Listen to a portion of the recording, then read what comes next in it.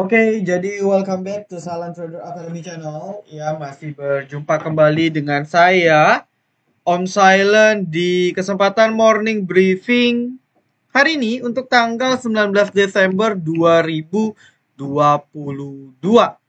Ya, di hari Senin minggu ketiga. Dan sebelum kita mulai, izinkan saya merimain. Jadi kalau teman-teman tonton video ini dan tanggal masih tanggal 16 atau tanggal 17 tetapi masih belum jam 1 siang waktu Indonesia Barat, maka teman-teman bisa banget teman-teman bisa banget join masih kesempatan hari terakhir, jam terakhir ikut kelas pembelajaran saham di STAC. Link untuk join channel ini untuk info lebih lanjut saya share di description video ini. Jadi setelah nonton, teman-teman bisa banget langsung klik gitu ya. Registrasi langsung ke Staff Silent, Anda klik saja langsung, Kak, saya mau chat nih, saya mau daftar gitu ya. Tata cara ada via Tokopedia, ada juga transfer.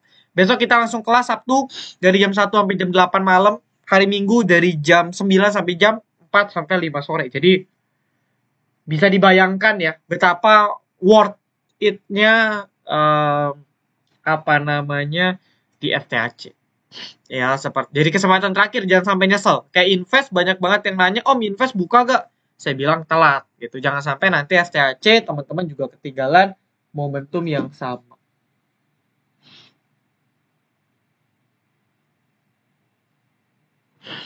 Oke, teman-teman, lalu berikutnya kita akan langsung aja ke pembahasan market dulu ya, baru kita bahas requestan dan tentunya mungkin kita info dulu ya bahwa selain STAC kita ada promo VVIP spesial ulang tahun saya dan ulang tahun FTA tentunya yang ketiga. Ya, yang ketiga nanti tepatnya di tanggal 28 Desember. Jadi promo sampai akhir tahun diskon 20% dari yang jadi promonya nih double. Harusnya kan harga member kita 200.000. Cuman karena kondisi market masih jelek, kita balik harga lama 150.000, itu kan udah diskon. Ya, kita diskon lagi 20% dari 150.000, jadi sebulan 120.000. Selisih 80.000 atau hampir 50%. 40% berarti. Ya, kayak diskonnya 40%, 120.000, nah tinggal Anda mau berapa bulan? 5 bulan, 120 kali 5, 600.000. Dan seterusnya. Nah, kalau Anda memang mau di atas 1 tahun, Anda bisa nego chat ke saya. Gitu ya. Lalu yang mau VVIP dari 10 juta, hanya tinggal 7 juta. Promonya sampai akhir tahun aja. Oke ya. Lalu silakan, berikutnya kita bahas dulu market. Jadi, market di minggu ini ada pergejolakan, cuma seperti predik saya. Kalau teman-teman nonton kita punya video morning briefing di hari Senin lalu. Ingat ya, video ini itu tiap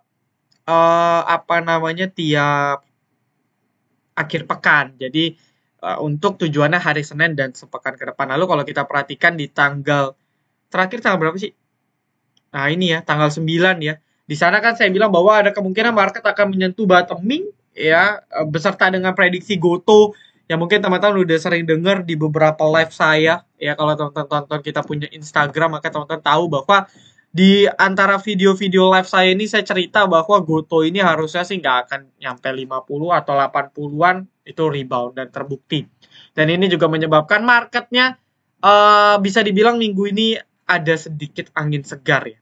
Jadi posisinya ada angin segar di area support 6.700. Cuman memang dari sisi outflow itu masih lumayan kencang ya. Teman-teman ya. Nah, jadi teman-teman STAC ini akan dapat gratis bot ini di grup STAC gitu. Jadi enak banget untuk charting dan sebagainya. Ya, sambil kita tunggu. Jadi outflow-nya masih besar per hari kemarin. Nah, hari ini hari Jumat ada tarikan di beberapa blue chip, banking, batu bara dan sebagainya. Ya memang kalau kita asumsikan dengan planning yang kemarin sama ya, teknikalnya nggak berubah nih. Ya, teknikalnya nggak berubah teman-teman ya. Teknikalnya ini masih nggak berubah, masih sama. Ya kurang lebih market masih seperti ini gitu. Jadi targetnya tuh masih ke sini harusnya, target rebound. Bisa sentuh, bisa lebih, bisa kurang. Itu situasional dan fleksibel. Cuman arahnya ke sana. Dan kalau kita tarik garis memang make sense pertama di 6.900-an sampai psikologis 7.000. Itu di mana psikologi 7.000 ada EMA 200 di sini. Jadi ya ini dua angka target rebound atau bisa kita bilang mungkin target akhir tahun ya. Cuman memang pada faktanya kenaikan market hari ini juga masih sepi, teman-teman. Ya, cuman beberapa emitennya. Contoh, kalau kalian belinya pakai atau saham syariah, akun syariah, maka Anda percuma nggak bisa beli BRI, nggak bisa beli BCA, gitu kan. Jadi, terkadang terkesannya sia-sia. Ya, jadi itu hal yang harus kita perhatikan. Nah, composite juga per hari kemarin masih outflow. Hari ini kan belum buka ya. Nah, ya ini salah satu fitur yang paling paling saya suka sih. Semoga net buy. Amin.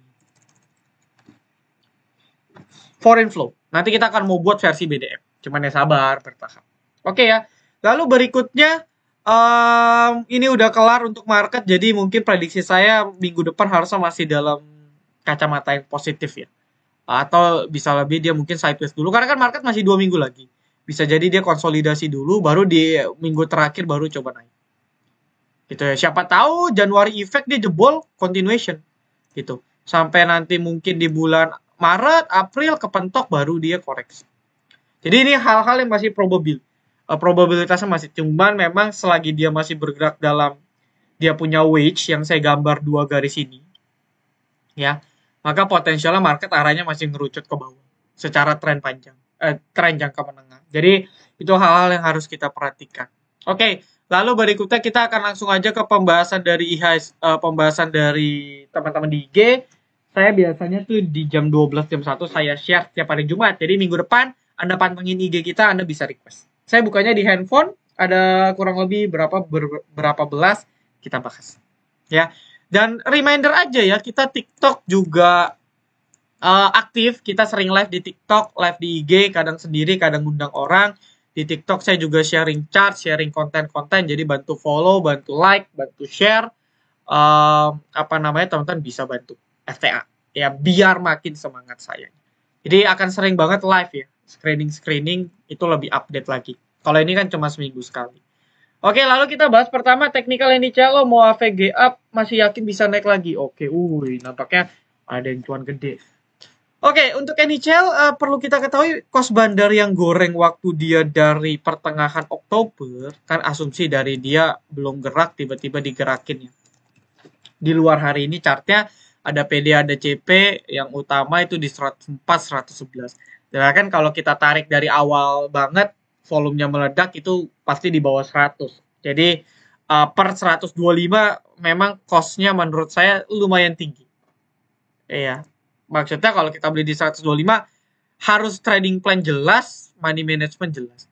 Nah, cuma memang secara teknikal ya, ini kalau kita gambarkan, kalau kita mau average up ya.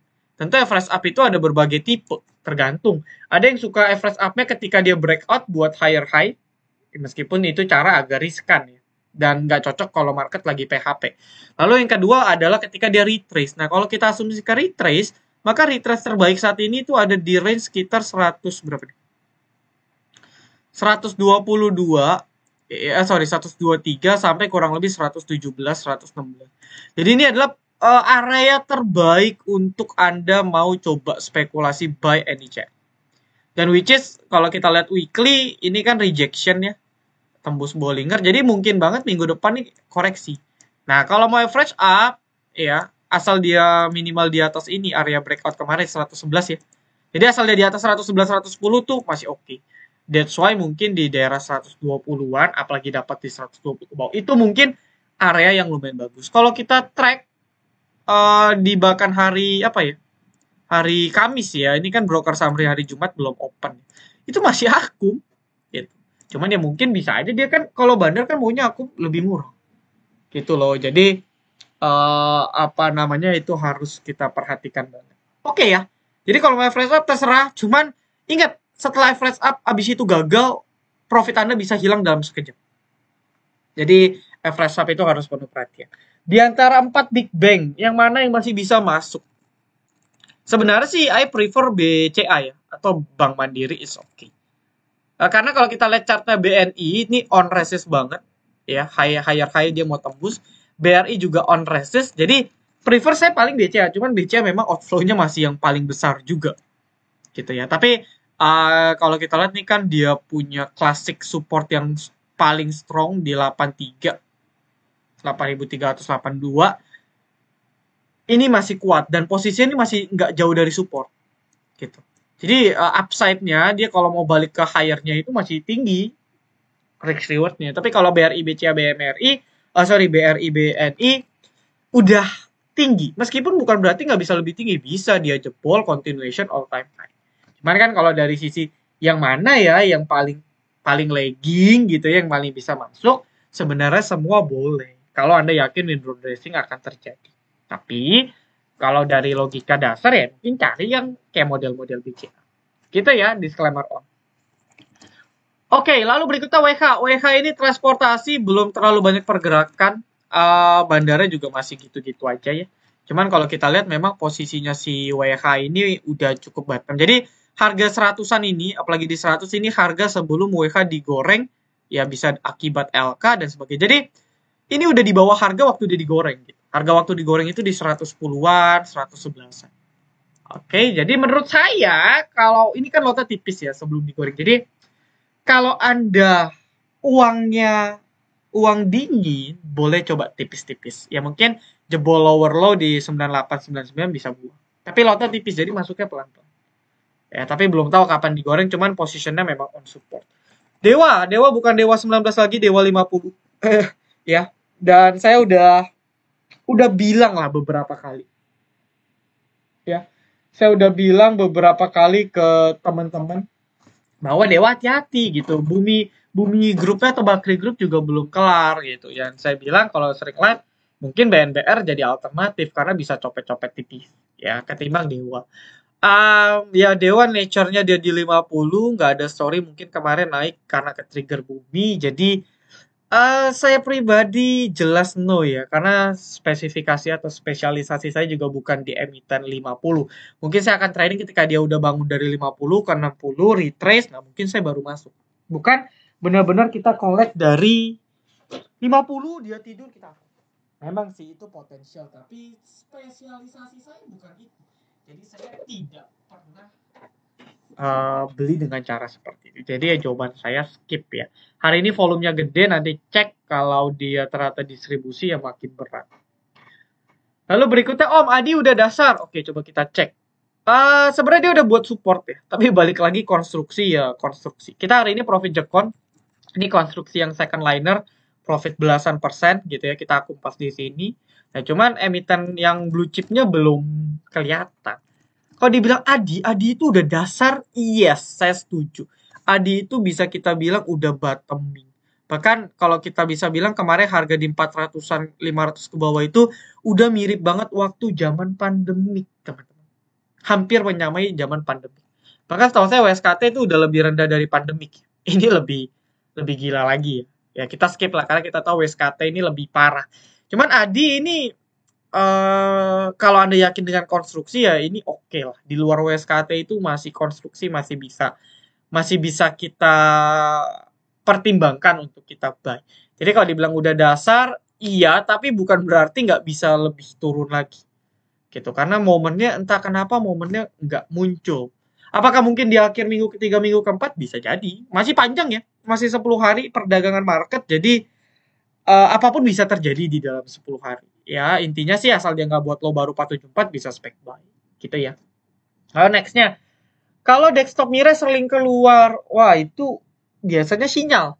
Jadi kalau saya sering ya, saya kan pakai wifi. Kalau wifi yang di lantai 2 saya, ya kadang provider itu tiba-tiba 1-2 detik keputus, lalu connect lagi. Gitu. Nah itu mirror sensitif. Setahu saya ya, koreksi nih. Nanti saya dibilang pencemaran nama baik. Enggak. Tapi memang ya saya yakin sekuritasnya juga sensitif. Dia langsung keluar tulisan lock operation. Pilihannya login ulang atau close. Gitu ya. Tapi kalau tiba-tiba force keluar, mungkin banyak faktor. Anda bisa cek memori Anda. Apakah mungkin kepenuhan atau enggak. Karena memori penuh akan menyebabkan slowdown performance di beberapa aplikasi gitu. Ya, apalagi aplikasi yang sering Anda pakai.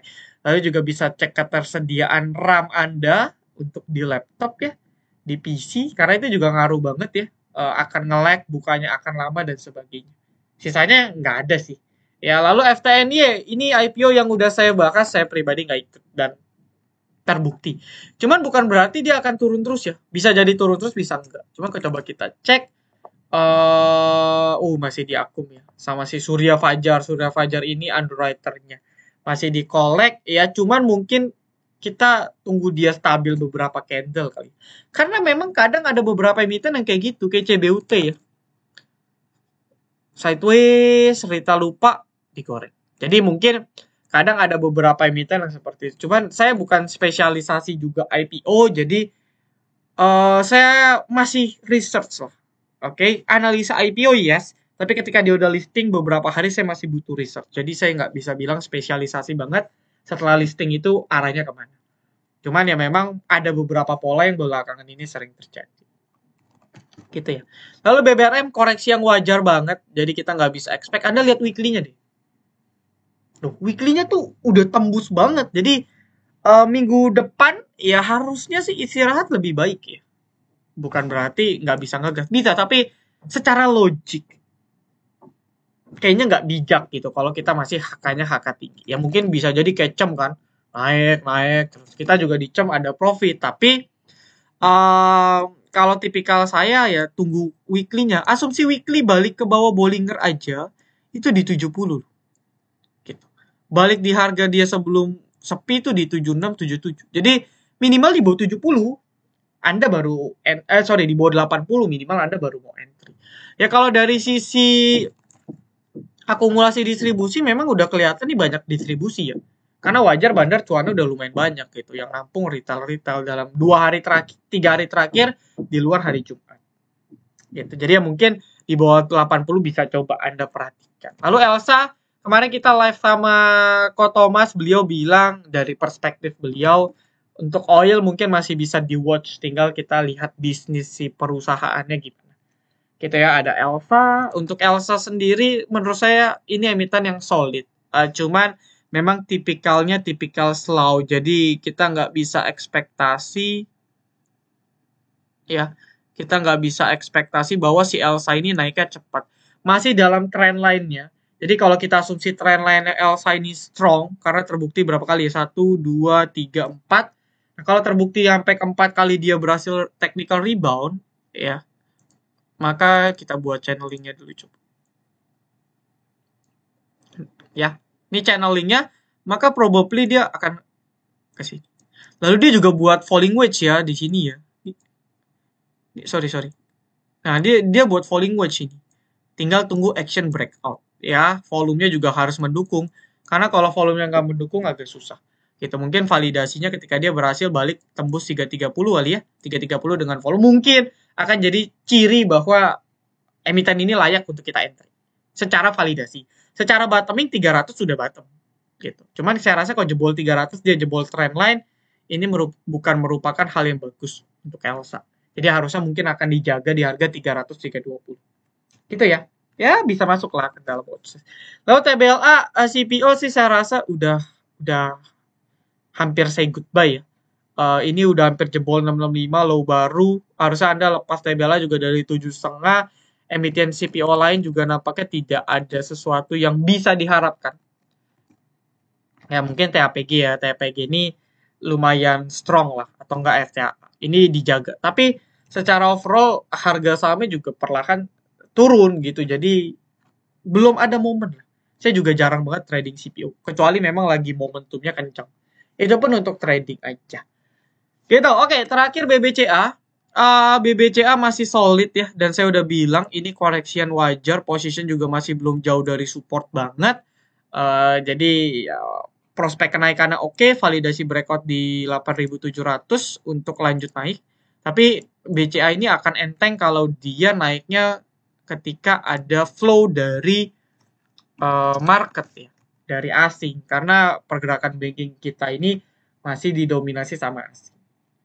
Gitu ya teman-teman. Jadi ini hal yang harus diperhatikan. Dan kalau Anda yakin window dressing datang, ya lagi pula kalau beli BCA Anda meremin juga nggak usah khawatir lah.